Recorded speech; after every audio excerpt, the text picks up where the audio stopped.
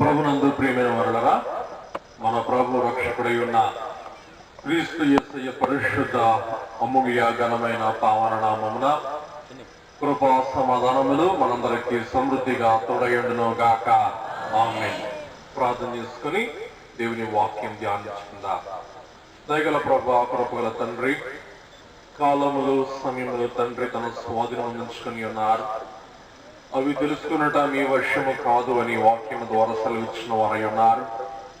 ఈ సాయంకాలమందు మా కొరకు ఈలాగు ఈ స్థలమును, ఈ సహవాసమును మీరు ఏర్పరిచిన వారై ఉండి, మీ యొక్క పరిశుద్ధ పాద సముఖములో లేక మీ పరిశుద్ధ నామములో ఈ యొక్క పొలములో మేము సమకూడు కృపను గ్రహించిన తండ్రి, మీకు స్తోత్రం తెలుస్తూ ఉన్నాము. ఆనాడు మంద కాపురులైన వారు రాత్రి వేళ తమ మందను పొలములో కాచుకొని వచ్చి ఉండగా మీరు దూత ద్వారా నీ పరలోక సువర్తమానము అందించి వారిని సంధించినట్లు వాక్యము ద్వారా మాకు తెలియజేస్తున్న వారై ఉన్నారు. అలాగే తండ్రి, ఈ సాయంకాలమందు నీ వాక్కు ద్వారా మమ్మల్ని సంధించి, నీ వాక్కు ద్వారా మేము నీ ప్రేమలో బంధింపబడి నీ పరలోక ఆగమన కాంతి కొరకు మేము సిద్ధపడు ధన్యత దీవెన మాకు దయచేయమని ప్రార్థిస్తూ ఉన్నాను.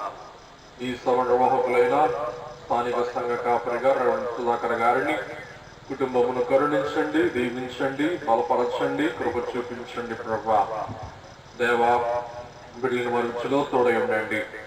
అలాగే కీవించి సహకారులై ఉన్న కావలసిన వారిని బలపరచమని మరియు సంఘాలన్నింటినీ దీవించి ఆశ్రయించమని ఈ రాత్రి కాలమందు మా ఆత్మకు అవసరమైన సంతృష్టికరమైన ఆహారం మీరు వడ్డించి సంతోష సమాధాన ఆనందములతో ప్రతి వారు తమ స్వస్థలో ఇవ్వడం కృప చూపించి మార్గం సరళము చేసి మార్గావస్థలు పరిహరించమని మన ప్రభు, మన రక్షకుడై ఉన్న యేసయ్య అతి పరిశుద్ధ నామమున వినయముతో వేడుకొని ప్రార్థిస్తూ ఉన్నాం. మా పరమ తండ్రి. ఆమేన్. ప్రభునందు ప్రియమైన వారలారా, మరి ఈ చక్కని పొలములో మరి ఎన్ని ఏర్పాట్లు గావించి ఈ యొక్క సభ నిర్వహిస్తూ ఉన్నా, ఇది పట్టణం కాదు కానీ ఏమై ఉంది? పొలము. మరి పొలం అనగానే మనకు జ్ఞాపకం వచ్చే కీర్తన ఏ కీర్తన?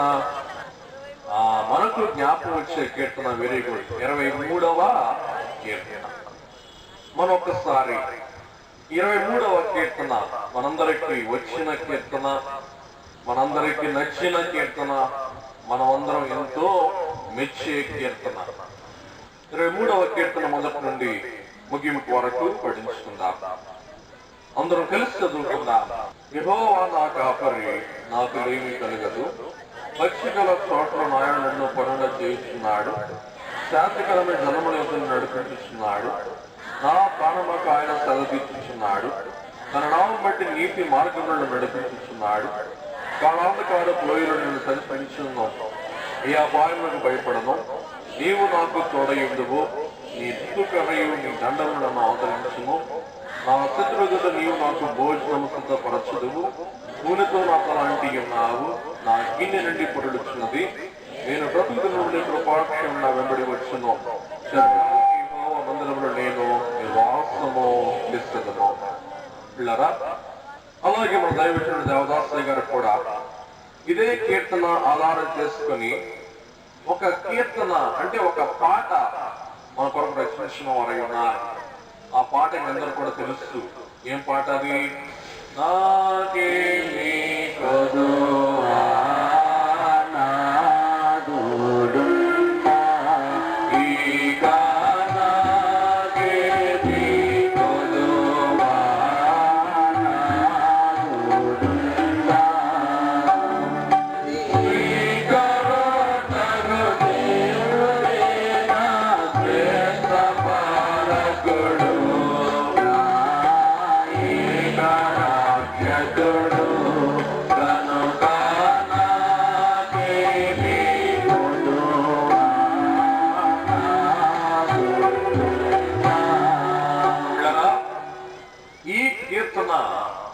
మంచి కాపరి కీర్తన. ఈ కీర్తన రచించింది ఎవరు మీ అందరూ కూడా తెలుసు. ఆ పైన రాయబడి ఉంది. ఎవరిదంట ఈ కీర్తన? దావీదు గారి కీర్తన. మరి దేవునికి మనకును కలిగి ఉన్న అనుభవ సంబంధము. దేవుడు మనకు ఏమై ఉన్నారు, మనము దేవునికి ఏమై ఉన్నారు, లేక ప్రభు మనకు ఏమై ఉన్నారు, ప్రభువుకు మనము ఏమై ఉన్నారు అనే అమూల్యమైన అనుభవ సంబంధమును మనకు వ్యక్తము చేస్తూ ఒక చక్కని దృష్టాంతముగా ఈ కీర్తన మన ఎదుట దావీదు గారు ఉంచుతూ ఉన్న వారై ఉన్నారు. ఎందరూ కూడా తెలుసు, దావీదు గారు మహారాజు కాకముందు ఆయన ఎవరై ఉన్నారంటండి? మందల కాపరి. ఒక మంచి మంద కాపరిగా తన యొక్క మందను చక్కగా మేపుతూ, తన మందను చక్కగా కాపాడుచు, తన మందకు బలిష్టమైన ఆహారం పెట్టుచు, తనకు తన తండ్రికి మంచి ఆదాయము కలుగచేస్తున్న గొప్ప మందల కాపరి ఎవరంటండి? దావీదు గారు. పిల్లరా, ఈ దావీదు భక్తుడు దేవుడు తన పట్ల చూపిన కృప, చూపుచు ఉన్న కృపంతా తలంచుకుని దేవునికి తనకును కలిగిన అనుభవ సంబంధం ఎలాగో వ్యక్తం చేయాలో బహుశా ఆయనకు తెలియక తన యొక్క పాత స్థితిని జ్ఞాపకం చేసుకుని తాను ఒకప్పుడు ఏమై ఉన్నారో, మరి తనను దేవుడు ఎలాగో హెచ్చించి రాజ్య సింహాసనంపై అధిష్ఠింపచేసి ఇశ్రాయేలు అను దేవుని జనాంగమును కాయుటకు, నడిపించుటకు, వారికి నాయకుడిగా ఉంటకు దేవుడు ఎలాగో తనను దీవించినారు అనే సంగతి తాను స్మరిస్తూ ఈ గొప్ప కీర్తన రచించిన వారై ఉంటూ ఉన్నారు. కాబట్టి మనకు భయం కలిగినప్పుడు, ఆందోళన కలిగినప్పుడు, మనకు నిస్సత్వం కలిగినప్పుడు మనం చేయవలసిన పని ఏంటంటే ఈ 23వ కీర్తన పఠించుకోవలసిన వారై ఉన్నాం. ఇశ్రాయేలుడైన వారంటండి ఈ కీర్తన రోజుకి 3 సార్లు చదువుకుంటారంట, చెప్పుకుంటారంట. కాబట్టి ఈ కీర్తనకు వారు అంత గొప్ప ప్రాధాన్యత, ప్రాముఖ్యత అందించిన వారై ఉన్నట్లు మనం చూస్తూ ఉన్నాం. కాబట్టి మనందరం కూడా పొలములో ఉన్నాం. కాబట్టి పిల్లరా, మనమందరం కాసేపు గొర్రెలు అనుకుందాం. మన కర్త, మన నాదుడైన ప్రభువు మన కాపరి అనుకుందాం. అలాగనుకుంటే ప్రభువుకి మనకు ఉన్న అనుభవ సంబంధం మనకు బాగా స్పష్టంగా తెలియబడగలదు. పిల్లరా, 23వ కీర్తన మొదటి వచనములో దావీదు గారు అంటారు, యెహోవా నా కాపరి, నాకు లేమి కలుగదు. పిల్లరా, కాపరి తన మందంతటిని కూడా ఆ దొడ్డిలో పెట్టి రాత్రి ఏం చేస్తాడు? ఆ మందంతటిని కూడా మరి లోపల బంధించి వేస్తాడు. మరి ఉదయం లేవగానే ఈ మందలన్నీ కూడా ఎవరి కొరకు ఎదురు చూస్తూ ఉంటాయంట? కాపరి కొరకు. కాబట్టి తెల్లవారుతుందనగానే మరి కోళ్ళు కొక్కురోకు అని కువిగానే ఈ మంద యొక్క దృష్టి దేని మీదకి వెళ్ళిపోద్దంట? కాపరి మీదకి వెళ్ళిపోద్ది. ఎప్పుడు కాపరి వస్తాడా? ఎప్పుడు కాపరి ఈ ద్వారము తీస్తాడా? ఎప్పుడు కాపరి మాకు మరి మేతను తీసుకుని వెళ్తాడా అని మరి ఈ యొక్క గొర్రెలకు ప్రాతకాలంలో మెలకువ రాగానే వాటి దృష్టి దేని మీదకి వెళ్తుందంటండి? కాపరి మీదకి వెళ్తుంది. పిల్లరా, ఆ కాపరిని చూడగానే ఈ గొర్రెలన్నీ కూడా ఏం చేస్తాయంట? ఆనందంతో కేకలు వేస్తాయి.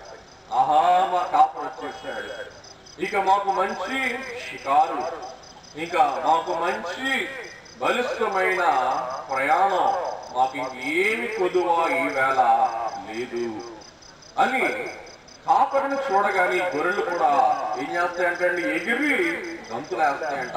దాని పిల్లరా, ఈ గొర్రెలు కాపరిని చూడగానే లేక కాపరి యొక్క దర్శనము కొరకు తహతహలాడతాయి. కానీ 2 కాళ్ళ గొర్రెలు చూసారా? ఈ 2 కాళ్ళ గొర్రెలు మటుకు ఏం చేయమంట? తమ కాపరి చూడమంట. ఉదయం లేవగానే 2 కాళ్ళ గొర్రెలకి ఏం కావాలా? సాక్షి పేపర్ కావాలా? ఈ 2 కాళ్ళ గొర్రెలకి ఏం కావాలా? మరి 3 రోజెస్ టీ కావాలా? ఈ 2 కాళ్ళ గొర్రెలకి ఏం కావాలా? మరి పాలు కావాలా, లేకపోతే వార్తలు కావాలా? కానీ 4 కాళ్ళ గొర్రెలకు ఉదయం లేవగానే వాటికి ఏం కావాలంటండి? కాపురి కావాలి. ఇప్పుడు చెప్పండి, 2 కాళ్ళ గొర్రెలు మంచియా, 4 కాళ్ళ గొర్రెలు మంచియా? బాబు 4 కాళ్ళ గొర్రెలు మంచి అన్నమాట. దైవజనులు మనకు బాధ్యత తెలియజేస్తూ ఉన్నారు. లేవంగానే మొదట దేవునిని స్మరించి ఆ వెనుక మీ పనులు ఆరంభించుట మీదే. లేవంగానే మన విధి ఏంటంటే మన కాపరిని స్మరించుట, మన కాపరిని ధ్యానించుట, మన కాపరికి సలాము చేయుట. ఓ మా మంచి కాపరివైన ఓ దేవా, మా ప్రభా, ఈ రాత్రంతా మమ్మల్ని కాపాడి ఉన్నావు, ఈ దినమంతా కూడా మమ్మల్ని నీవు కాపాడు. కాబట్టి దినమంతటిలో కూడా మనం చేసే మంచి పనులన్నిటిలో కూడా గొప్ప మంచి పని ఏంటంటే ఉదయాన్నే లేచి కాపరికి నమస్కరించుట. చేస్తూ ఉన్నామా? అలాగూ మనం చేయవలసిన వారమై ఉన్నామా? అలాగూ చేస్తున్న వారే దేవుని గొర్రెలు. అలాగూ చేయని వారు దేవుని గొర్రెలు కాదు, కానీ అవి లోకం గొర్రెలు అన్నమాట. కాబట్టి లేవంగానే మొదట దేవుని స్మరించుట. ఇలా వెంటనే ఆ కాపరి దగ్గరికి వచ్చే కొద్ది ఈ మందకి ఏం పెరిగిపోతుంటండి? సంతోషం, ఉత్సాహం, ఆనందం. ఓహో, నా కాపరి ఏం చేస్తున్నాడు? నా దగ్గరికి వచ్చేస్తున్నాడు. సరే, ఈ కాపరి ఆ తలుపు తీసేస్తాడు, గొర్రెల్ని వెళ్ళిపోండి అంటాడు. నాకు ఈవేళ కాస్త కాలు నొప్పులుగా ఉంది, నేను రాను. ఓ గొర్రెల్లారా, మీరు వెళ్ళిపోండి, మీరు వెళ్ళి మేత మేసి మళ్ళా దొడ్లోకి రండి అంటాడు అనుకోండి కాపరి. ఈ కాపరి ఆ మందకు తలుపు తీసేసి, ఓ మంద, మీరు వెళ్ళి, మరి మీకు ఏమన్నదో తెలుసు కదా, వీధి వీధి తెలుసు కదా, పొలం పొలం తెలుసు కదా, శుభ్రంగా కడుపు నిండా మేత వేసి మరలా దొడ్లోకి వచ్చేయండి అంటే, ఇప్పుడు చెప్పండి, గొర్రెలు వెళ్తాయా వెళ్ళవా? వెళ్ళవు. ఎందుకు వెళ్ళవు? వాటికి చిన్నపిల్లలు బాగా చెప్తున్నాను, వాడికి ఏం కావాలా? కాపరి కావాలా. చెప్పండి, వాడికి ఏం కావాలా? కాపరి కావాలా. కాపరి వాటికి ఎక్కడ నడవాలంట? వెరీ గుడ్, ముందు నడవాలి. చెప్పండి, కాపరి వాటికి ఎక్కడ నడవాలంట? ముందు నడవాలి. ఈ కాపరి ఎటు నడుస్తే ఈ గొర్రెలు ఏం చేస్తాయి? ఆ కాపరి వెంట అటు నడుస్తుంటాయి. కాబట్టి గొర్రెలు అంటే, కాపరి నువ్వు పద, నీ వెనకాల మేము.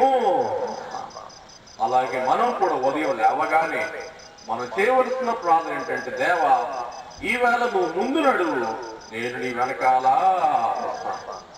నువ్వు నడిపించు, నేను నీ వెనకాల నీతో ప్రయాణం చేస్తాను. పిల్లరా, మోషే గారు కూడా గొప్ప మందుల కాపరి. మోషే గారంట, నీ సన్నిధి మాతో రాని ఎడల మేము ఇక్కడ నుండి బయలుదేరాం. నువ్వు మాతో వస్తానంటే చెప్పు, మేము బయలుదేరతాను. నువ్వు రానంటే చెప్పు, మేము ఇక్కడే చెప్పండి ఆగిపోతాం. చూసారు పిల్లరా, ఈ గొర్రెలు ఏమంటే, కాపరి నువ్వు ముందుకు వెళ్ళు, నువ్వు ముందుకెళ్తే నాకు ఏమీ కొదువ లేదు. యెహోవా నా కాపరి, నాకు ఏమీ కొదువ లేదు. పిల్లలు, ఒకనొక దినమందంట ఒక కాపరి గొర్రెలకు వెనక నడుస్తానంటాడు ఒక చోట. అప్పుడు మరి మీ బొట్టులు ఉన్నారంట పాదిరి గారితో, పాదిరి గారు మరి నా బొట్టు పాదిరి గారితో అన్నాడు. పాదిరి గారు ఎంతకాలం మీరు ప్రసంగం చేస్తున్నారు? గొర్రెల కాపరి ముందు నడుస్తాడు, గొర్రెలు వెనకాల నడుస్తూ, అదుగొదుగో చూసావా, ఇక్కడ గొర్రెలు ముందు నడుస్తున్నాయి, కాపరి వెనకాల నడుస్తున్నాడు. మీరు చెప్పింది తప్పు, మీరు అబద్ధం ఆడారు అన్నారంట. ఈలోకి పాదిరి గారికి కాస్త డౌట్ వచ్చి దగ్గరికి వెళ్ళారంట, బాబు ఈ గొర్రెల వల్ల నీదేనా? నువ్వేనా ఈ గొర్రెల కాపరివి అని అడిగినప్పుడు ఆ తోలే వ్యక్తి అన్నాడంట, ఈ గొర్రెల్ని నేను కొనుక్కున్నాను, ఈ గొర్రెలకు నేను కషాయం వాడిని అన్నాడంట. చెప్పండి, ఈ గొర్రెలకు వాడు ఎవడంట? అందరు చెప్పండి. కషాయం వాడు అన్నాడు. పిల్లరా, కాపరి ఎప్పుడు నడుస్తాడంటండి? ముందు నడుస్తాడు. కషాయం ఎక్కడ నడుస్తాడంట? చెప్పండి గట్టిగా. వెనకాల నడుస్తాడు. ఎప్పుడు చెప్పండి? యేసయ్య మనం ముందుకు నడుస్తామా వెనక నడుచుకుని నడుద్దామా? చూడండి. అందుచేత యేసయ్య కషాయం వాడైన సాతానును కసిరారు. ఏమని కసిరారు? సాతానా నా వెనకకు పొమ్ము. ఎందుకంటే వాడు కషాయవాడు అన్నమాట. చెప్పండి, మన సినిమాలు అనుకోండి, వాడు ఏం చేస్తాడు? ముందుకు వచ్చి నిల్చుంటాడు, పదా పోదాం అంటాడు. అప్పుడు వాడి వెనకాల మనం ఎక్కడికి పోతున్నట్టు? కషాయికి వెళ్తున్న గొర్రెలు అయిపోతాం అన్నమాట. నువ్వు అట్లా పోతున్నాయి అమ్మా. వినండి, ఇంకా మనం చూసినట్లయితే కషాయి వాడు ముందు నడవడు, కానీ ఎక్కడ నడుస్తాడంట? వెనకాల నడుస్తాడు. కాబట్టి యెహోవా నా కాపరి, నాకు లేమి కలుగదు. ఎందుకంటే కషాయి వాడు గొర్రెలు ఏం చేస్తాడు? బలవంతంగా వదిలించడానికి వదకు, లేకపోతే మరి వాడి పీక కోయటానికి వెనకాల ఏం చేస్తాడండి? నెట్టికెళ్తాడు. మనం కూడా సాతానును ఏమని గద్దించాలంట? సాతానా నా వెనుకకు పొమ్ము. ప్రభు గద్దించినట్లే మనం కూడా ఏం చేయాలి? సాతానును వెనుకను పెట్టుకోవాలా? అంటే వాడు వెనకలు కూడా ఉండలేండి. యేసుని ఏం చేయాలి? మనం ముందు పెట్టుకోవాలి. అందుకే దేవుడు దేవదాస్తగా రాస్తారు, వెలుగు చూతూ వలె సాతాను కనపడి మాట్లాడును. ఏంటంటే సాతాను గాడు కూడా ఎక్కడ కనపడతాడంట? వెలుగు చూతూ వలె కనపడి మాట్లాడును.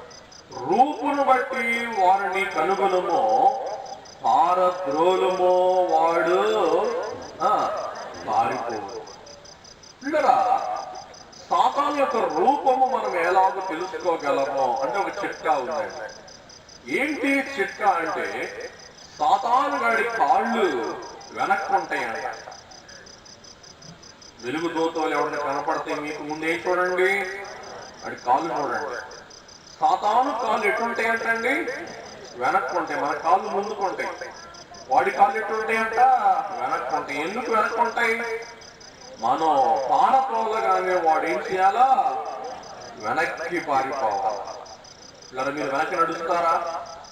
ఇక్కడ నుండి కొన్ని గేటు దాకా వెనక్కి నడవండి.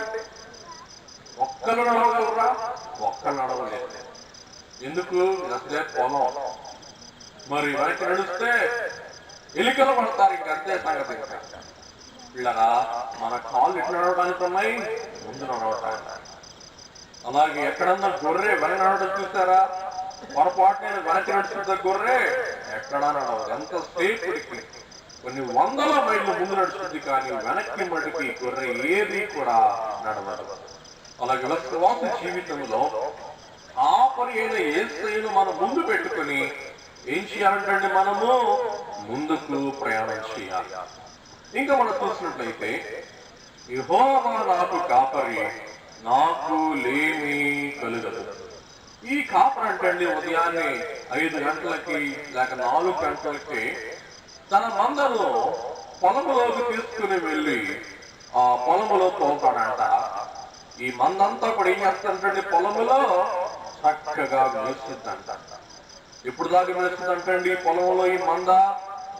10 గంటల దాకా మేస్తుందంట. మరి పచ్చికల చోట్ల ఆయన నన్ను మరుండ చేయిస్తున్నాడు.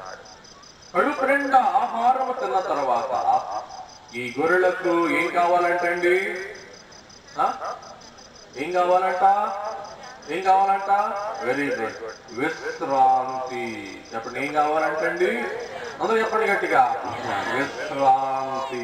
అందరూ చెప్పండి గట్టిగా, విశ్రాంతి. పిల్లరా, అటువంటి ఒక విశ్వాసి మరి పాదరి గారిని పిలుస్తుందంట.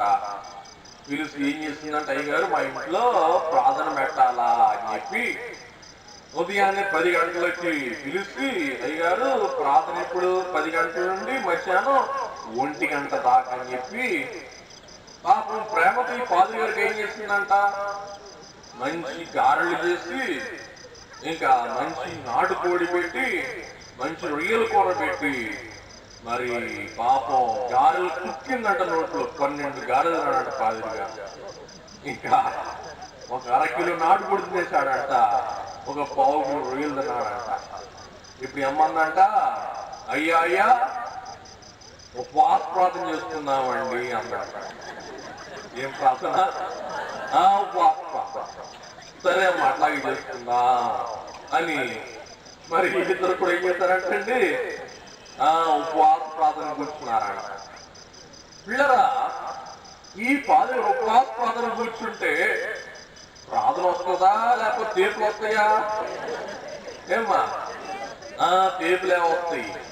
ఇంకా మనం చూసినట్లయితే మరి పాదిరి గారికి కుదురుగా ఉంటుందా? మోకంగా ఉండగలడా? ఉండలేదు. కడుపు ఫుల్లుగా నిండిన తర్వాత ఏమనిపిస్తుంది? ఆడుకోవాలనిపిస్తుంది. మరి చక్కగా గోడకి ఏటవాలుగా ఆడుకొని ఏం చేస్తాడు?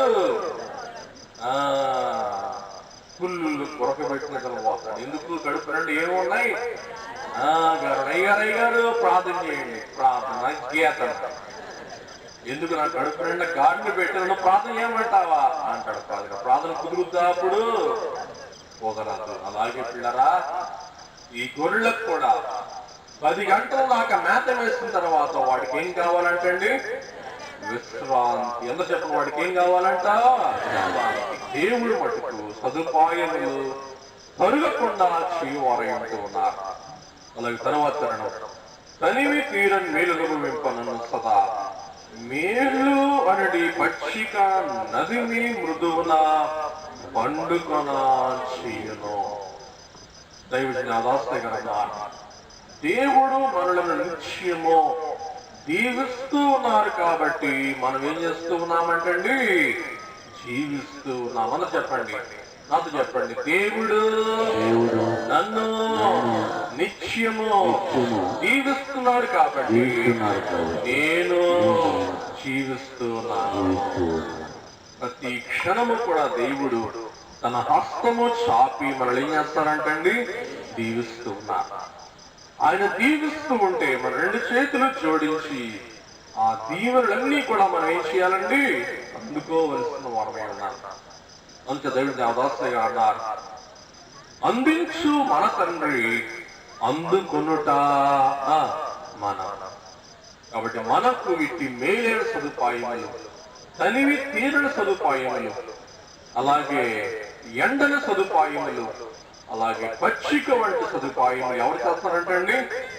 దేవుడే మనకు తెస్తూ ఉన్న వారై ఉన్నారు. కాబట్టి ఇక్కడ మనం చూసినట్లయితే పచ్చికల చోట్ల ఆయన నన్ను పరుండ చేయించున్నాడు. ఈ గొర్రెలకు మరి ఆ ఫుల్లుగా మేత తిన్న తర్వాత వెంట నీళ్లు పెట్టకూడదు అంటండి. నీళ్లు పెడితే ఆ మేత అరగదంట. అందుచేత ఈ మేత అరగాలంటే అవేం చేయాలంట? కాసేపు పండుకోవాలంట. ఇలాగూ ఆ గొర్రెలు 10 గంటలకి అలాగూ నడువాల్సింది. వెంటనే కాపరి మధ్యాహ్నం పూట లేక సాయంకాలం అవుతూ ఉన్నప్పుడు తన మందను వేసవి కాట్లు ఏం చేస్తాడంటండి? లేపుతాడు. లేపి ఎక్కడికి తోడుకుని వెళ్తాడంట? శాంతికరమైన జలముల యొద్ద నన్ను నడిపిస్తూ ఉన్నాడు. శాంతికరమైన జలములు. ఎటువంటి జలములు అంటావి? శాంతికరమైన జలములు. ప్రియమైన వారులారా, ఈ శాంతికరమైన జలముల యొక్క జలచరములు అంటే విష పాములు, విష మృగములు, లేక మొసళ్ళు, లేక సర్పాలు ఇవి ఎక్కడ ఉండవంటండి? ఏమ్మా, శాంతికరమైన జలముల యొక్క. అవునా కాదా? మరి మీరే చెప్పాలా. ఎందుకంటే మేము పట్టణంలో ఉన్నవాళ్ళం, మీరు పల్లెల్లో ఉన్నవాళ్ళ, పల్లెటూరులో ఉన్నవాళ్ళం. కాబట్టి శాంతికరమైన జలముల యొక్క మొసళ్ళు కానీ, పావులు కానీ, తేళ్లు కానీ, లేక మండ్ర కప్పలు కానీ, లేకపోతే పీతలు కానీ, ఇటువంటి విషకరమైన మరి భయంకరమైన పురుగులు అక్కడ ఉంటాయండి? ఉండవు. కాబట్టి శాంతికరమైన జలముల యొక్క నన్ను నడిపించున్నాడు. కాబట్టి ఈ యొక్క మంద మరి ఆ లేక నీళ్లు అల్లకల్లోలం ఉన్నాం అనుకోండి, ఈ గొర్రెలు ఏం చేయలేవంటండి, తాగలేవు, బెదిరిపోతాయి. అందుచేత ఈ గొర్రెల కొరకు శాంతికరమైన జలములు ఈ కాపరి ఏం చేస్తాడంటండి, సిద్ధపరుస్తాడు. అలాగే ఆ శాంతికరమైన జలములే పరిశుద్ధాత్మ యొక్క పూర్ణతను బట్టి కలుగు వరములు. యేసు క్రీస్తు ప్రభు సమరయ స్త్రీతో సెలవిచ్చిన మాట, నేను జీవ జలమును. ప్రభు ఏం చెప్పారండి సమరయ స్త్రీతో, నేను జీవ జలమును, నేను ఇచ్చు నీళ్లు త్రాగువాడు ఎప్పటికీ తప్పిపోయాడు, అవి వాని కడుపులో నుండి పొంగి పొరలడి నీటి బొగ్గవలే ఉండదు. కాబట్టి దేవుడు తన ఆత్మను మనలో ఉంచు వరగిస్తున్నాడు. దేవుడు మనలో ఏం పెడుతున్నాడంటండి, అని చెప్పాలా, తన ఆత్మను. ప్రభు అన్నారు, కొలత లేని ఆత్మతో నేను మిమ్మల్ని నింపుతాను. ఎటువంటి ఆత్మ అంటమ్మా, చెప్పండి అయ్యా. కొలత లేని ఆత్మ. దేవుడు తను పంపు వారిని కొలత లేని ఆత్మతో నింపి పంపించు. పిల్లరా, ఇక్కడ మనం చూసినట్టయితే ఉదయాన్నే పాల అబ్బాయి వస్తాడు, రోజు పాలు పోసే అబ్బాయి. ఆ పాలు పోసేటప్పుడు ఆ గిన్నెలో నుండి పాలు ఏమవ్వాలా, పొంగి క్రింద పడాలా. అంటే కొలత మెయింటైన్ చేస్తే కోపం వస్తుంది. ఉదాహరణకి మరి ఈవేళ అనుకున్న దానికంటే ఎక్కువ మంది వచ్చేస్తారు, అందుచేత అన్నం ఇడ్లీ అంత పెడతాం, అన్నం ఉప్మా అంత పెడతాం. ఇంకా మరి మీకు కొలత, అన్నం కొలత. ఇంకా మీకు సాంబారు ఒక గంటే పోస్తాం అన్నారు అనుకోండి, వచ్చే సంవత్సరం మళ్ళా వస్తారా రారు. ఆటో ఎక్కమంటే ఆయ్ మాకు అన్నం పెట్టారా, పోయిన సంవత్సరం ఇడ్లీ అంతా పెట్టారు, మేము ఉంటానిక పోటానిక. అసలు మేము ఏమైపోతాం అనుకున్నా, ఆ పాదిరి గారికి బుద్ధి ఉందా ఊరు ఇవన్నీ మాట్లాడతారు. అట్లరా మనకి ఎప్పుడు తృప్తి ఏమ్మా, కొలత లేకుండా మనకి పెట్టినప్పుడు. పిల్లరా, శాంతికరమైన జలముల యొక్క నన్ను నడిపించును. ఇక్కడ దేవుడు రాస్తా, తనివి తీరను మేలనుభవింప నన్ను సదా మేలనడి పచ్చిక నదిని మృదువుగా పండుకొన చేయను. తర్వాత నా ప్రాణమునకు ఆయన సేద తీర్చున్నాడు. చూడండి, ఇంకా గొర్రెల ప్రాణానికి ఏం దొరికింది, సేద. అందరూ చెప్పండి, ఏం దొరికిందంట, సేద. ఎందుకంటే కాపరి తోడుగా ఉన్నాడు, కాపరి మేత పెట్టాడు, కాపరి విశ్రాంతి ఇచ్చాడు, కాపరి నీళ్లు పెట్టాడు. ఇక ఈ గొర్రెకి ఏమొచ్చేస్తుంది, సేద. నా ప్రాణమునకు ఆయన సేద తీర్చున్నాడు. వాళ్ళరా, ఈ గొర్రెలు అంటండి కడుపు నిండా ఆహారం తిన్న తర్వాత ఈ గొర్రెల కాపరి ప్రత్యేకంగా సేద తీరుస్తాడంట. ఎలాగంటే వినండి, మీకు చూపిస్తాను. ఈ గొర్రెలు మరి గడ్డి వేసి విశ్రాంతి తీసుకొని తర్వాత విశ్రాంతి అయిన తర్వాత లేచి నీళ్లు తాగిన తర్వాత ఈ కాపరి దగ్గరికి వచ్చి పొట్ట తడతాడంట. ఏం చేస్తాడంటే పొట్ట తడతాడంట. అంటే బాగా తిన్నావా, బాగున్నావా అని పలకరిస్తాడంట. గొర్రెలతో ఏం చేస్తాడంటే కాపరి పలకరిస్తాడు. చెప్పండి, ఏం చేస్తాడంటే గట్టిగా పలకరిస్తాడు. ఇలా పొట్ట తట్టి పొట్ట నిమిరి, గొర్రె బాగున్నావా, బాగా మేసావా, బాగా నీళ్ళు తాగావా, బాగా నిద్ర పట్టిందా అని అలా నిమిరేటప్పటికే అబ్బా ఈ గొర్రెకి ఎంత ఆనందం అంట, ఎంత ఉత్సాహం అంట. అంతేకాదంటండి, ఆ గొర్రె చెవులో మూతి పెట్టి చిన్న స్వరం ఊతాడంట, చిన్నగా గొర్రెతో మాట్లాడతాడంట. చూడండి, ఈ గొర్రెకు ఇప్పుడు రెండు ఆదరణ దొరికినాయి. ఒకటి కాపరి యొక్క స్వరము గొర్రె వింది, రెండవది కాపరి యొక్క ఆదరణ ఈ గొర్రె పొందింది. అదే సేద. చెప్పండి, అదే. అమ్మగారు పాట పాడుతుంది, అందరూ కూడా తెలుసు. మరి నీవు నాతో మాట్లాడినచ్చు, నేను ప్రతిగతను ప్రభు. ఇప్పుడు దావీదు అంటాను, దేవా నువ్వు నాతో కనుక మాట్లాడకపోతే నేను బ్రతకను అన్నాడు. భక్తులైన వారి ప్రార్థన, దేవా నాతో మాట్లాడొద్దు కాదు, దేవా నాతో మాట్లాడు. ఏమ్మా, ఎవరమైనా నెలకొక్కసారన్నా అట్లా ప్రభుని ప్రార్థన చేస్తున్నామా? మనం అందరం ఇవాళ చేసే ప్రార్థన, దేవా నాతో మాట్లాడవా, నాకు సీరియల్లో ఉన్నాయి, ఇంకా పోతున్నారు, ఇప్పుడు నవ్వని ప్రాణాలు అర్థం అవుతున్నట్లేదు. చూడండి, నాకేమున్నాయి, డైలీ సీరియల్లో ఉన్నాయి, రకరకాల సీరియల్లు, మరి ఎపిసోడ్లు చూడాలా. దేవా ఎన్ని పనులు అనుకున్నావు, ఎన్ని పనులు అనుకున్నావు, తప్పు. కాబట్టి మనము కాపరి యొక్క స్వరమును ఏం చేయాలంటండి, వినాలి. ఆయన స్వరము మెల్లని స్వరము. చెప్పండి, ఏ స్వరం అంటే ఆయన స్వరము మెల్లని స్వరం. కాబట్టి ఆయన మీతో మాట్లాడేటప్పుడు ఎట్లా మాట్లాడాలా? మెల్లగా మాట్లాడాలా, మధురముగా మాట్లాడాలా. మన వరుడు కూడా ఆయన గంభీరంగా వాడు అయినప్పటికీ కూడా కీర్తనలో మనం చూస్తాం, దేవుని స్వరము లేడీ పిల్లలను ఈయన చేస్తాయి. అంటే అది గట్టి స్వరము కాదు, కానీ ఎటువంటి స్వరం అంటండి, మెల్లటి స్వరం. కాబట్టి దైవజనుడు మనకు దేవదాసయ్య గారు మనకు గొప్ప ప్రార్థన నేర్పించారు. దేవా నాకు కనపడము, దేవా నాతో, దేవా అందరికీ కనపడము, అందరితోనూ. మేము ఎవరమైనా ఈ ప్రార్థన చేస్తున్నాము ఈ వేళ? ఎవరు చేయట్లేదు, నేను చాలా చేస్తున్నామా? చేస్తే నిజంగా గొప్ప, చేయకపోతే చేద్దాం.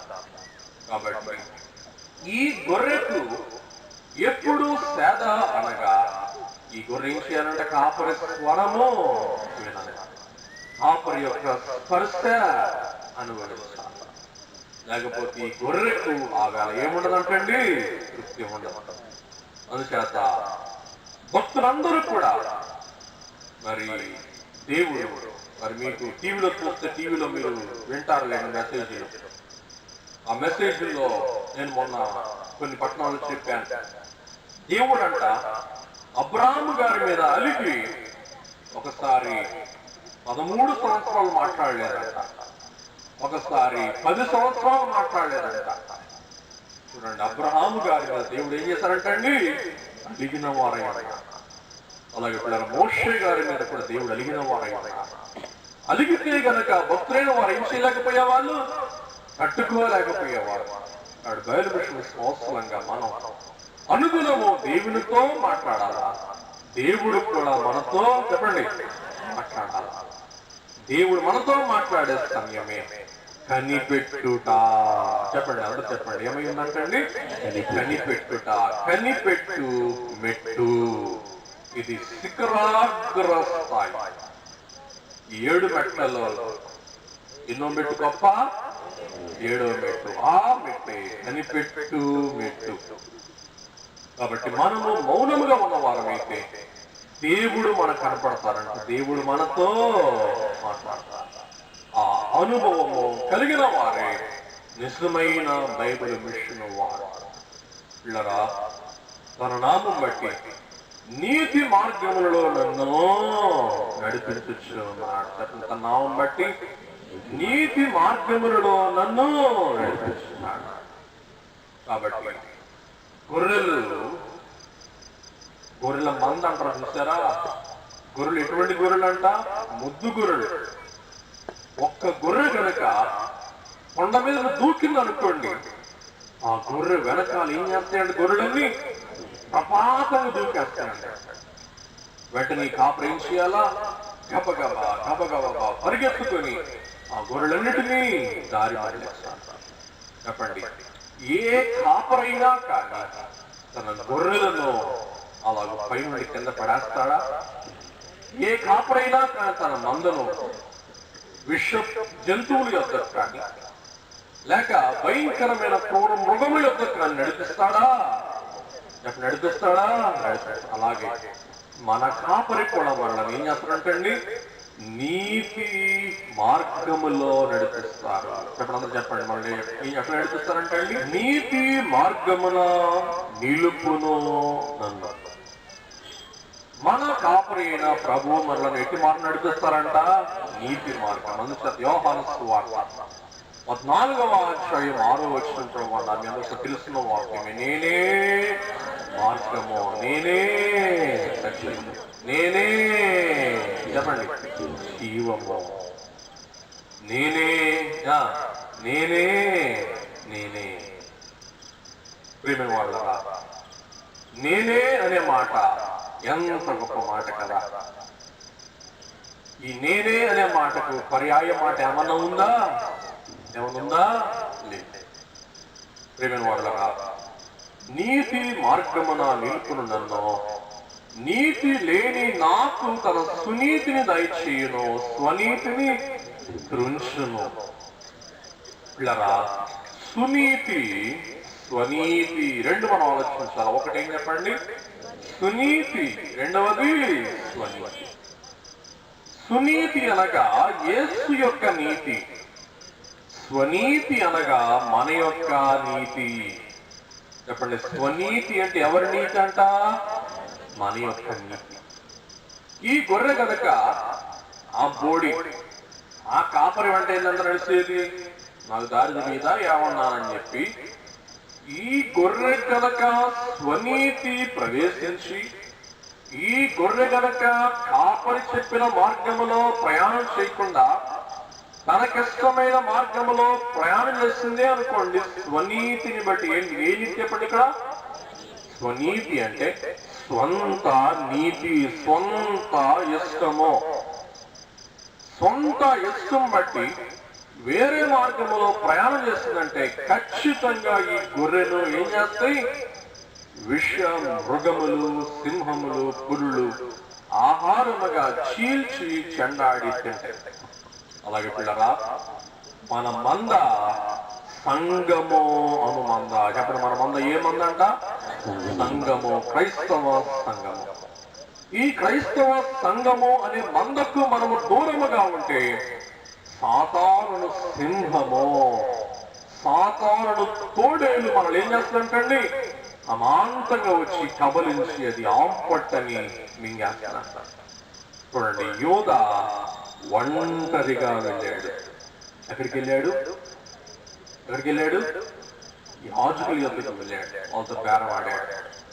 అప్పుడు యోధాతో ఎవరైనా శిష్యుని వారు ఉన్నారా? లేదు.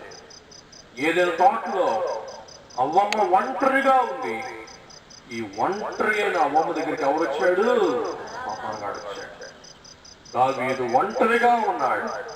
దావీదు పాపంలో పడ్డాడు. అందుచేత దేవుడు అంట, నరుడు ఒంటరిగా ఉండుట మంచిది కాదు. ఎక్కడ ఇద్దరు ముగ్గురు నా నామమున కూడి ఉందురో నేను వారి మధ్య ఉందును. కాబట్టి దేవుడు కోరేది సహవాసము. చెప్పండి, దేవుడు ఏం కోరుతున్నారంటండి? సహవాసం.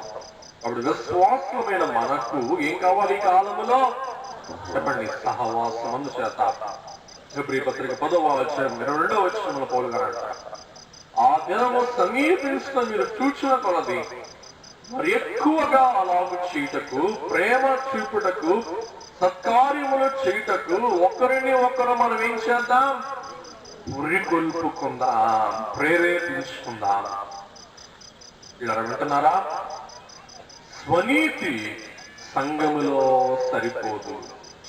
కాబట్టి రెండు మార్గాలు ఉన్నాయి. ఒకటి సునీతి మార్గము, రెండు స్వనీతి మార్గం. మనం ఏం మాట్లాడవాలా? సునీత, స్వనీత. అందరూ చెప్పండి, సునీతి. స్వనీతి అంటే మన ఇష్టము నుంచి వేసుకోవాలి. ఒక లక్ష్యం చెప్తాను. ఈ గొర్రెలు అంటండి రోజంతా కూడా చక్కని లైన్లో వెళ్తాయి అంట. మీరు చూడండి, ఎప్పుడైనా గొర్రెలు మన దగ్గరికి చూడండి. అవి దొడ్డి నుండి బయటికి వచ్చినప్పటి నుండి మరలా దొడ్లోకి వెళ్లే వరకు ఆ గొర్రెలన్నీ కూడా ఎలాగెళ్తాయంట? ఏమ్మా చూసారు ఎప్పుడన్నా? ఎన్ని మైళ్ళ దూరం వెళ్ళినా కానీ గొర్రెలు ఏం చేస్తాయి?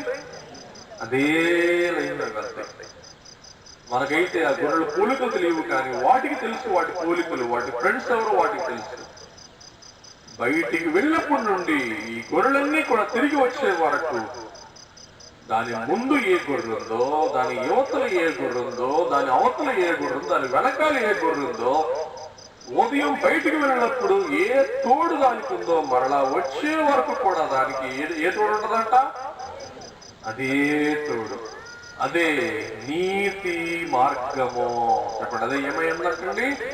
నీతి మార్గం. అలాగే మనం కూడా మరి ఈవేళ అనేక విషయం వారు ఉండొచ్చు, నేను అభ్యంతర పడకుండా. మరి అనేక సంఘ కాపులైన వారు వచ్చారు కాబట్టి మనకు ఏ మందను దేవుడు అప్పగిస్తే, ఏ కాపరిని అప్పగిస్తే ఆ కాపరి వెంటే వెళ్ళండి. కాపరిని మార్చుకోమాకండి. వారు ఏ విషయాలు కావచ్చు కాక వారు మిమ్మల్ని ప్రయాసపడి కొన్నారు. ఇలా నీతి మార్గములో నన్ను నడిపించు ఉన్నాడు. గాఢాంధకారపు లోయలను సంచరించిన ఏ అపాయమునకు భయపడను. గాఢాంధకారపు లోయలలో నేను సంచరించిన ఏ అపాయమునకు నేను భయపడను. పిల్లరా, మనం ఒకసారి నా వెంట రండి. మీరు మరి మిమ్మల్ని కొండెక్కిస్తాను, లోయకి తీసుకెళ్తాను. నా వెంట రండి. యేసుతో మనం అలాగే వెళ్ళాలి. ఈ మందలు అంటే మేత కొరకు ఏం చేస్తాయంట? కొండలు పైకెక్కుతాయి. కొండల మీద వాటికి నీళ్లు దొరుకుతాయా? దొరుకుతాయా? దొరకరు. కొండల మీద ఉన్న మంద నీటి కొరకు ఏం చేయాలా? లోయలోకి రావాలి. నీళ్ళు ఎక్కడ ఉంటాయి? లోయలో ఉంటాయి. మేత ఎక్కడ ఉంటది? కొండ మీద ఉంటుంది. ఇప్పుడు కనుక ఈ గొర్రె నేను కొండ మీదే ఉంటాను, కానీ కొండ దిగి నేను లోయలోనికి రాను అని గనుక అంటే కొండ మీద ఈ గొర్రెకు ఏం తీరదు? వెరీ గుడ్, దాహం తీరదు. అలాగే నాకు దాహం తీరాలా అని చెప్పి ఈ గొర్రె గనక లోయలోకి వచ్చిందనుకోండి, లోయలోకి వచ్చే మార్గములో ఏం తప్పదు? విష పురుగులు, జంతువులు, కుప్పలు, ఇంకా భయంకరమైన పొదలు, ఇంకా చీకటి, రకరకములైన వాతావరణములు. పిల్లరా, ఈ కాపరి కొండ మీద నుండి నీటి కొరకు ఈ మంద మొత్తాన్ని కూడా ఏం చేయాలంట? లోయలోకి తీసుకుంటారు. మన జీవితంలో కూడా ఇటువంటి క్లిష్ట పరిస్థితులు అనేక సార్లు మనకు ఎదురవుతూ ఉంటాయి. అక్కలేమో మింగాలి, ముందు నుయ్యి వెనకాల పోయి, ఇటువంటి పరిస్థితులు. ఇప్పుడందరూ ఇంటికి వెళ్ళాలా, ఆటో ఎక్కాలంటే భయం, ఇక్కడ ఉండాలంటే భయం, ఇక్కడ ఉండాలంటే పొలం ఇది తల్లి. పోయి 10ంటికి వెళ్దామా? బెట్టు. 10ంటికి ఏమంటాం? చర్చిలేం వండుకుంటాం, ఇంటికి వెళ్ళాలా? భయం. ఇటువంటి పరిస్థితులు మన దైనందిన జీవితంలో ఎన్నో. ఒక ఉదాహరణ చెప్పాను. అడుగేద్దామంటే ఒక విపత్తు, అడుగు వెనక్కేద్దామంటే ఒక విపత్తు. ఆ సమయాల యందు మనకు ఎవరు కావాలా? మనల్ని నడిపించి కాపరి కావాలా? అప్పుడు అంటే ఈ కాపరి నీటి కొరకు తీసుకుని వెళ్ళే సమయం ముందు మరి గొర్రెలు అంటే అంట గాఢాంధకారపు లోయలలో నేను సంచరించిన ఏ అపాయమునకు నేను భయపడను, ఎందుకనగా నీవు నాకు తోడై. అంటే ఎవరికి తోడై ఉంటారంట? కాపరి గొర్రెలకు తోడై ఉంటారు. ఈ కాపరి ముందు నడుస్తే గొర్రెలు వెనక నడుస్తాయి. కాపరి తన కర్రతో మార్గం స్నానము చేస్తూ వెళ్తాడంటండి. అక్కడ తుప్పలు ఉన్నాయనుకోండి, కర్ర ఏం చేస్తాడంటే తుప్పలు పక్కకి ఏంటంటాడు. ఉదాహరణకి ఈ చెట్లు 2 ఉన్నాయనుకోండి, ఈ మందంతా కూడా ఈ చెట్ల మధ్య నుంచి వెళ్ళాలా. ఈ కాపరంట చిన్న గొర్రెలైతే చక్కగా హత్తుకుని వాటిని ఎత్తుకుని నడిపిస్తాడంటండి, దాటిస్తాడంట. ఏం చేస్తాడంటే చిన్న గొర్రెలు అయితే ఇక్కడ ఉంది, మధ్యలో తొప్పులు ఉన్నాయి, గొర్రెలు అవతలకి వెళ్ళాలా. ఏం చేస్తాడంటే గొర్రెలు కాపరి వాటిని ఎత్తుకొని హత్తుకొని మెల్లగా దాటిస్తాడు. అట్టి శ్రమలలో మనం తొందరపడ్డామనుకోండి, మనకు ముప్పు పొంచి ఉంటుంది. ఉదాహరణకు అబ్రహాం గారికి పిల్లలు లేరు. శారమ్మ గారు మంచి ఐడియా ఇచ్చింది. ఏంటి ఐడియా? ఇదిగో నా దాసి ఉంది, హాగర్ ఉంది, ఆమె ద్వారా నాకు పిల్లలు లేవు అంది. చివరికి అబ్రహాము పడిన తొందర అబ్రహాముకు శారాకు ఏమైపోయిందంట? ముప్పు వచ్చి తీసుకొచ్చి పెట్టిందంట. కడాంధకారులను సంచరించిన ఏ అపాయింట్మెంట్ భయపడవు. నీవు నాకు తోడయుడు, నీ దొడ్డు కర్రయు, నీ దండమును నన్ను ఆదరించును. నా శత్రువులతో నీవు నాకు భోజనము సిద్ధపరచడు. ఇదే ప్రభు భోజనం. కాపరి ఈ మందను మేపుతూ ఉండగా ఈ గొర్రెలన్నీ కూడా కాపరి వైపు చూస్తాయి అంటాడు. ఇటువైపు చూస్తాయి అంటండి, కాపరి వైపు. పక్కన ఉన్న తోడేళ్ల వైపు కానీ సింహాల వైపు కానీ అవి ఎప్పుడూ కూడా చూడబడతాయి.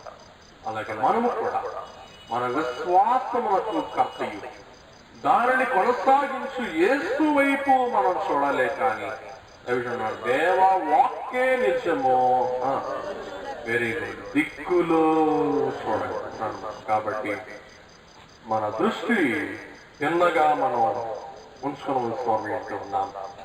కాబట్టి ఈ మంద దిక్కులు చూడమంట, కానీ ఎవరైతే చూస్తుంటాడు ఈ మంద? కాపరి వైపు చూస్తుంటండి.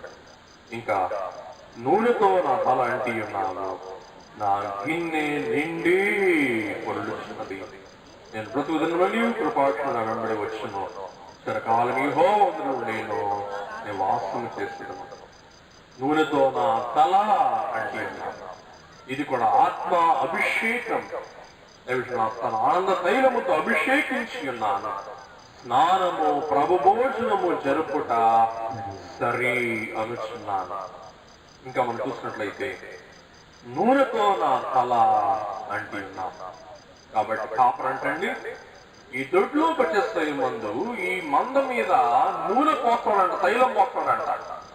తైలం పోసేటప్పటికే వాటి ఎక్కడన్నా కానీ గాయములు ఉంటే ఆ గాయములన్నీ కూడా ఏమైపోతాయి అంటమ్మా? మానిపోతాయి. అందుచేత మనకు అన్ని కూడా రకరకాల క్రీములు ఉన్నాయి చూసారా?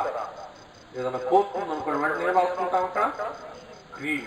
ఆ క్రీమే తైలము. ఆ క్రీము నూనెతో తయారు చేస్తారు అన్నమాట. నూనెతో నా తల అంటి ఉన్నా, నా గిన్నె నిండి పొర్లుచు ఉన్నది. కాబట్టి ఈ కాపరి తన మందను తన దొడ్డికి తెచ్చిన తర్వాత ఈ కాపరి మందకు నీళ్లు పెడతాడు. ఎట్లా నీళ్లు పెడతాడంటే, అక్కడ గాబు ఉంటది కదమ్మా, మీకు తెలుసు కదా గాబు అంటే? ఏమండి గాబు అంటే తెలుసు మీకు? గాబు. ఈ గాబులో ఏముంటాయంట అమ్మా? నీళ్లు ఉంటాయి. ఈ గొర్రెలన్నీ కూడా నీళ్లు తాగడానికి ఎక్కడికి వస్తాయంట? గాబుకి వస్తాయి. ఉదయాన్నే నుండి సాయంకాలం వరకు ఆ గాబు నిండా నీళ్లు ఉంటాయి. పైన ఏమై ఉంటాయి? ఆకులు, ఆసి, కుప్పలు, మురికి, దోమలు ఇవన్నీ కూడా ఉంటాయి. అందుచేత కాపర్ ఏం చేస్తాడంట? ఆ నీళ్ళన్నీ కూడా పై నుంచి పొరలించేస్తాడంట. పొరలించిన తర్వాత ఆ లోపల ఉన్న నీరు ఆ గొర్రెలు తాగుతాయి. అవంటే అంట నా గిన్నె నిండి అట్లా ప్రభు మన అమితమైన సౌఖ్యములతో ఆనందములతో అలంకరింప చేస్తూ ఉన్న వారై ఉన్నారు. కాబట్టి నేను మీకు చెప్పే మాట ఏమనగా, మన ప్రభు ఎవరై ఉన్నారంట? నేనంటాను మన ప్రభు మంచి గొర్రెల కాపరి కాదు. ఇప్పుడు మన ప్రభు ఎవరు కాదు? మంచి గొర్రెల కాపరి కాదు, కానీ ఆయన గొర్రెలకు మంచి కాపరి. ఇప్పుడు మన కాపరి ఎవరంట? గొర్రెలకు మంచి కాపరి. మంచి గొర్రెలు ఉంటే కాపరి ఎందుకండి? కాబట్టి చెప్పండి, మా ప్రభువు మంచి గొర్రెల కాపరి కాదు. నా ప్రభువు గొర్రెలకు మంచి కాపరి. నా ప్రభువు గొర్రెలకు మంచి కాపరి. ఆయన ఎవరు కాదు? మంచి గొర్రెల కాపరి కాదు, కానీ గొర్రెలకు మంచి కాపరి. అట్టి మంచి కాపరి గొర్రెలుగా ఆయన మాట వింటూ, ఆయన దర్శనము చూస్తూ, ఆయన కౌగిట్లో బదులపరచబడి, ఆయన రూపం అద్దుకొని, ఆయన రూపము దిద్దుకొని మేఘమెక్కు ధన్యతాదేవితో మన దయచేయును గాక. దయగల ప్రభా ప్రొక్కల తండ్రి, మీరు మా కాపరి ఉన్నారని, మేము మీ మందమై ఉన్నామని నీ దివ్య గ్రంథము ద్వారా వారు సెలవిచ్చిన తండ్రి స్తోత్రం స్తోత్రం. అలా నీ వెంట మేము నడుస్తూ, నీ స్వరము మేము వింటూ, అనుదిన నీ ప్రత్యక్షలను అనుభవిస్తూ, నీ వాక్యము ద్వారా మేము నిత్య వెలిగింపబడచ్చు.